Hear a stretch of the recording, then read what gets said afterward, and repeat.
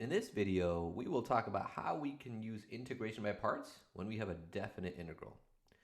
So here I have our integration by parts formula, except now if I have a definite integral, so if we have these limits of integration, with this first uv term that pops out, we'll have to plug in that b and the a and subtract them.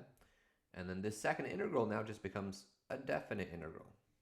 Okay, so let's look at an example. So this example says, suppose a particle is traveling along the x-axis with velocity function v of t equals ln of t divided by the fourth root of t. And velocity is going to be in feet per second. And t is greater than or equal to 1 second. So this formula, this function, holds when t is greater than or equal to 1. And the particle starts moving at t equals 1. So the question asks, what is the particle's displacement over the next 11 seconds? So let's remember that displacement is just the change in position. So the change in position. We need to know how much the position changes over these next 11 seconds. Okay. So recall that if we do the definite integral of velocity from a to b, well, the antiderivative of velocity is position. So I'll get my position. So I'm just going to set myself up here. And then I plug in this number up top, the b.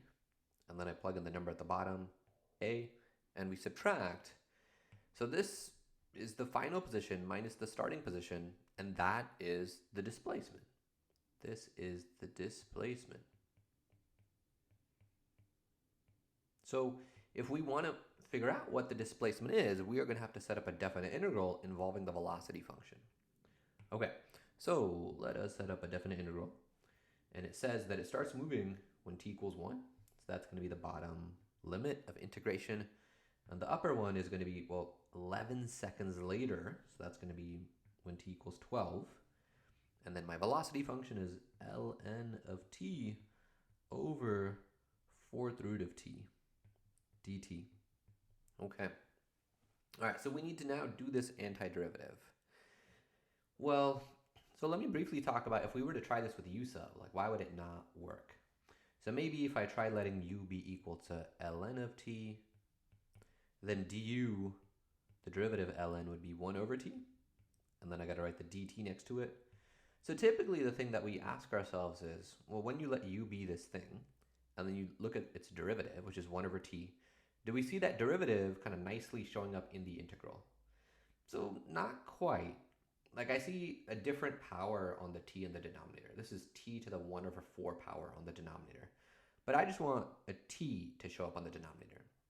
So because of that, this u sub is probably not going to be great. So that's one of the things that can quickly indicate to me, okay, u sub probably won't be helpful. So let's try integration by parts.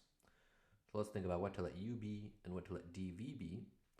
So there's kind of two things here. There's this ln and then there's this fourth root of t floating around. If I were to let dv have the ln, I'll have to take the antiderivative of that. But the antiderivative of ln is not super nice. So, okay, let's try letting u be the ln term. All right, so dv is going to be all the other stuff, which is, well, 1 over fourth root of t dt. And then from there, I will write du and v. So du, derivative ln is 1 over t. And then we write the dt with it. And now I have to take the antiderivative of 1 over t to the 1 over fourth root of t, which is t to the negative 1/4, if I simplify it. So if I do my reverse power rule for this antiderivative, I add 1 to the power to get t to the 3/4. And then I would divide by 3/4, but dividing by a fraction is the same thing as multiplying by the reciprocal. So the reciprocal would be 4/3. So let me go ahead and just do that step. All right, so I will put our parts in a thought bubble. And now let's do our integration by parts.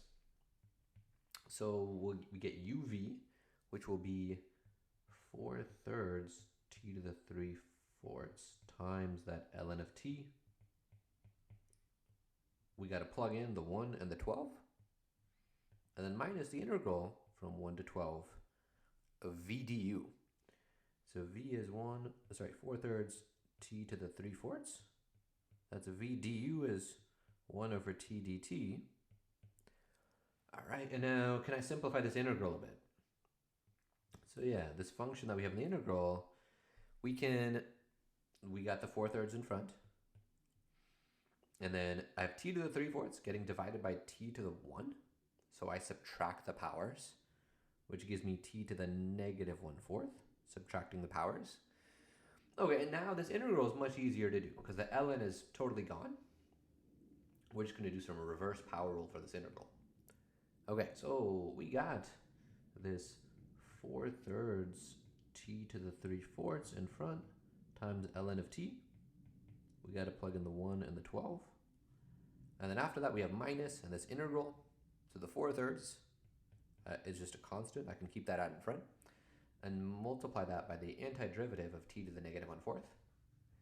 We've already done the antiderivative of t to the negative 1/4 here. That was this v. Okay, so I can just use that. That antiderivative is t to the 3/4 getting multiplied by 4/3.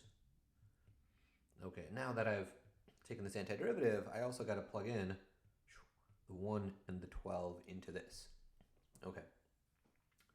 So to make this a little simpler, rather than me having to plug 12 and 1 into this term first, and then into the second term, and then subtracting everything, let's just consider this whole function, these two pieces being together, and let's plug the 12 and the 1 overall into that whole thing. One other simplification I'm going to make here is, I notice that in both of these terms, they have a t to the 3/4. So let's factor that out. So I'll factor out t to the 3/4. And what does that leave me with? So 4 over 3 ln of t from the first term. From the second term, if I multiply 4 over 3 times itself, I get 16 over 9. Okay, so I'm left with that after I factor out. And now I'll go ahead and plug in the 1 and the 12. Okay, so if we plug in 12, we get 12 to the 3/4 bracket 4 over 3 times ln of 12 minus that 16 over 9. 16 over 9. So I've plugged in 12. Now I got to do minus what I get when I plug 1 in. So if I plug 1 in, we get 1 to the 3 over 4 bracket times 4 over 3 ln of 1 minus 16 over 9. Okay, so what can be simplified here? 1 to any power is just 1. And then ln of 1, well, that's just 0. That is just 0. So now simplifying, what we get is 12 to the 3/4 bracket 4 over 3 times ln of 12 minus 16 over 9. Close that bracket.